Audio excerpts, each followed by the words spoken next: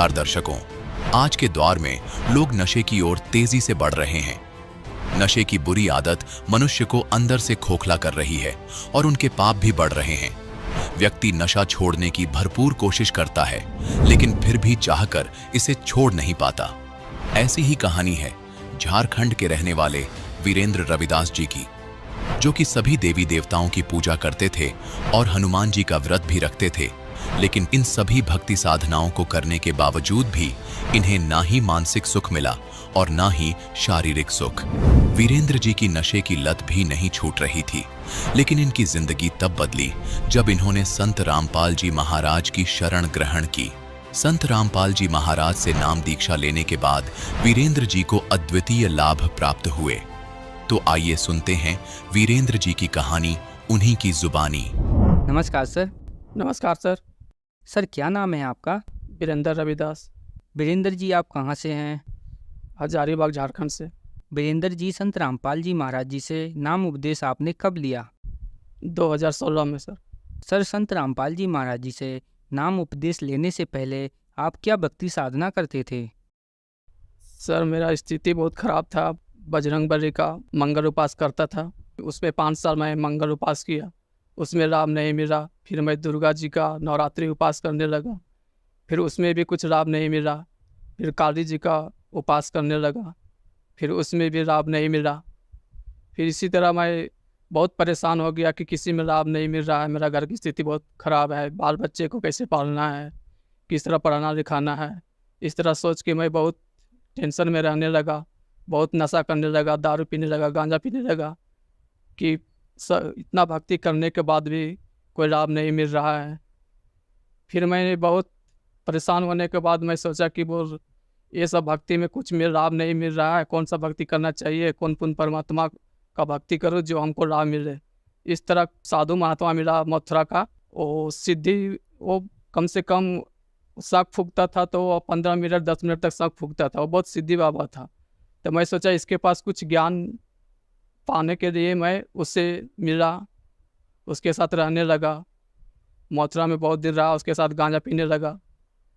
फिर 1 साल तक उसके पास बिताया, पूरा उसका सेवा करता था। 12 बजे रात तक उसको पैर दबाता था कि कुछ ज्ञान मिल सके। कुछ हमको ज्ञान मिलने के बाद बहुत कोशिश किया मैं, फिर भी वहाँ भी संतुष्टि नहीं हुआ।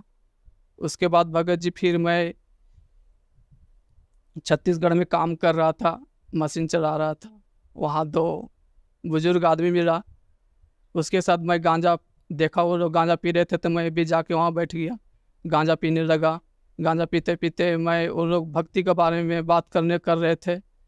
तो मैं बोला कि मैं तो बहुत भक्ति कर रहा हूँ, लेकिन फिर भी कोई लाभ नहीं मिल पा रहा है। ऐसा कौन सा भक्ति मैं करूँ जो मुझे कुछ लाभ मिल सके, मेरा परिवार चल सके, मेरा बाल बच्चा का गुजारा हो सके। ऐसे उन लोग के पास बोलने लगा तो वो लोग बोला कि वो से एक काम करो, से शाम को आना मेरे पास, एक सत्संग आता है गुरु जी का, से बहुत अच्छा ज्ञान है वो, तुम देखो। फिर मैं शाम को उन लोग के पास गया, रामपाल जी महाराज का सत्संग सुनाया। फिर मैं वो जब सत्संग सुना रामपाल जी महाराज का, तो मुझे आत्मा में संतुष्टि बुझाया कि ये ज्ञान कुछ हमको अच्छा लग रहा है। इतना भक्ति किया, किसी में संतुष्टि नहीं बुझा रहा था, लेकिन जब वो ज्ञान मैं सुना तो मुझे आत्मा में संतुष्टि लगने लगा कि ये अच्छा ज्ञान है, ये ज्ञान से कुछ हो सकता है। फिर सर मैं वहाँ से आया, फिर ज्ञान गंगा पुस्तक मंगाया। फिर ज्ञान गंगा पुस्तक पढ़ते पढ़ते मेरा पूरा नशा छूट गया। फिर मांस मछली सब कुछ खाना छोड़ दिया। फिर नाम दीक्षा मैं संत रामपाल जी महाराज का चंदवारा सेंटर में था, वहाँ जाके फिर मैं नाम दीक्षा लिया। सर, आपने बहुत सारी भक्ति साधनाएं की, आपको कोई लाभ न मिलने के कारण आपने नशा शुरू कर दिया। फिर आपने संत रामपाल जी महाराज जी से नाम उपदेश लिया। संत रामपाल जी महाराज जी से नाम उपदेश लेने के बाद आपको लाभ मिले?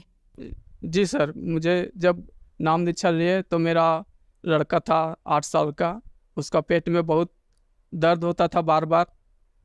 और जब मैं उसको एक्सरे कराया तो उसका पेट में कुछ किडनी में प्रॉब्लम बताया। वो बोला कि 1 साल तक दवा खाना पड़ेगा। फिर मेरे पास उतना पैसा नहीं हो पाता था, तो उसको संत रामपाल जी महाराज के चरण में उसको नाम दीक्षा दिलवा दिए। उसका बाद दवा हुआ फिर कुछ नहीं किए भगत जी। आज मेरा लड़का 16 साल के है, दोबारा फिर उसका कभी पेट में दर्द नहीं हुआ। फिर दोबारा मेरे पेट में पत्थरी हो गया था, तो उतना पैसा नहीं रह पाने के मतलब से मैं प्रार्थना लगाया कि इतना पैसा तो नहीं है, गुरुजी से प्रार्थना लगाया। प्रार्थना लगाने के बाद मेरा किडनी जो था दोबारा फिर कभी नहीं पेट में दर्द हुआ। डॉक्टर ने रिपोर्ट दिया था, उसने दवा खाने की जरूरत है, 1 साल तक दवा चलाना पड़ेगा, ठीक होगा। तो मैं 1 साल तक दवा नहीं चलाया, मैं प्रार्थना लगाया गुरुजी के पास, फिर ठीक हो गया। और फिर भगत जी एक बार मैं जा रहा था बाइक से, मेरा ड्यूटी था, 8 बजे मेरा ड्यूटी जाना था। तो इसके ड्यूटी पकड़ने के लिए मैं बहुत स्पीड में जा रहा था।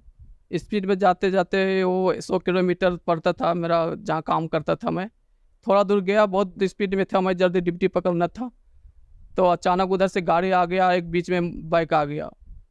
बहुत स्पीड, कम से कम 80-90 का स्पीड में गाड़ी था। तो वो एक्सीडेंट होने के बाद उधर से गाड़ी आ रहा था, मुझे पता नहीं चला कि अब लगता है कि मैं उधर से गाड़ी आएगा मेरा दबा देगा, ऐसे बोल के वो बाइक वाला फेंका गया, मैं बीच रोड पे पड़ा गया। फिर आके मुझे उठाया तो मुझे कुछ नहीं हुआ। फिर थोड़ा सा हाथ में खरोच आया और फिर डॉक्टर के पास उसको भी लेके गया, हमको भी लेके गया। और उतना बड़ा हम सोच रहा था कि आज मर जाएंगे बोल के, उधर से स्पीड में गाड़ी आ रहा था, मैं भी जा रहा था। लेकिन इतना बड़ा एक्सीडेंट होने के बाद भी थोड़ा सा हाथ में खरोच आया, जा फिर मैं इसी तरह बाइक चला के गया और फिर मैं ड्यूटी किया, मालिक गुरु जी के दया से, रामपाल जी महाराज की दया से। और एक बार मैं मशीन चला रहा था, तो मशीन चलाते चलाते बहुत बड़ा पत्थर था, वो पहाड़ी में काम चल रहा था और पत्थर लोड कर रहा था। वो अचानक से बहुत बड़ा पत्थर आने लगा मशीन पे गिरने के लिए। मैं मशीन को बहुत पीछे किया, लेकिन पीछे नहीं हो पाया, मशीन फंस गया। अब अचानक वो पत्थर गुड़क के आ रहा था, तो मुझे कुछ समझ में नहीं आया। जब देखा कि मैं केबिन पर गिरने वाला, मैं आँख बंद कर लिया। आँख बंद करने के बाद फिर मैं सोचा कि पत्थर किधर चला गया। जब आँख खोला तो देखा कि पत्थर रुक गया। वहाँ भी परम गुरु जी ने मुझे रक्षा किए। फिर एक बार मैं गया था पेशी दिल्ली, किराया नहीं था मेरा पास। मैं देखा कि बोला जाने के लिए किराया नहीं है मेरा पास, 200 रुपया बचा है। फिर मैं सोचा कि ठीक है 200 रुपया बच्चा किसी भगत जी से ले लेंगे और किसी तरह जाएंगे। फिर मैं सोचा कि वो चलो हमको तो पैसा खोजना ही है, तो फिर मैं 100 रुपया मैं दान पेटी में डाल दिया। और जब स्टेशन आया मैं सोचा कि पैसा किसी से मांगना है, मैं दोबारा पैकेट में देखा तो मेरा 500 रुपया भाड़ा पैकेट में फिर आगे गुरु जी के दया से। ऐसी छोटी छोटी बहुत सा लाभ मिला है परमात्मा की दया से। संत रामपाल जी महाराज से जुड़ने से पहले ही जब ज्ञान गंगा पुस्तक पढ़ा और जब मैं सत्संग सुनना चालू किया, उसी टाइम से मेरा लाभ मिलना चालू हो गया, नशा छूट गया सब कुछ। सर, संत रामपाल जी महाराज की शरण में आने के बाद आपको बहुत सारे लाभ प्राप्त हुए। जो दर्शक आज आपको टीवी पर देख रहे हैं और वो भी संत रामपाल जी महाराज जी से नाम उपदेश लेना चाहते हैं, तो कैसे ले सकते हैं? वो टीवी में सत्संग चलता है गुरु जी का, उसमें नंबर आता है, उसमें कांटेक्ट करके जुड़े। मानव जन्म बहुत दुर्लभ है, मिले ना बारंबार, तरवर से पत्ता टूट गया फिर और न लगता डाल। बहुत मुश्किल से मानव शरीर मिलता है, और ये शरीर इतना मुश्किल से मिलने के बाद ऐसी गंवाना नहीं चाहिए। सभी परमात्मा गुरु जी का, रामपाल जी महाराज का सत्संग सुने और ज्ञान समझे। संत रामपाल जी महाराज से चैनल में सत्संग सुनकर उसमें फ़ोन नंबर देते हैं, उसमें नाम दीक्षा ले सकते हैं। धन्यवाद। आज वर्तमान में स्वयं कबीर परमात्मा के अवतार बंदी छोड़ सतगुरु रामपाल जी महाराज आए हुए हैं, जो कि सर्व समाज को सतभक्ति प्रदान कर रहे हैं, जिनसे नाम दीक्षा लेकर भक्ति करने से सर्व सुख व पूर्ण मोक्ष की प्राप्ति होती है। सत साहिब जी। अधिक जानकारी के लिए डाउनलोड करें संत रामपाल जी महाराज ऐप, वो सब्सक्राइब करें संत रामपाल जी महाराज यूट्यूब चैनल।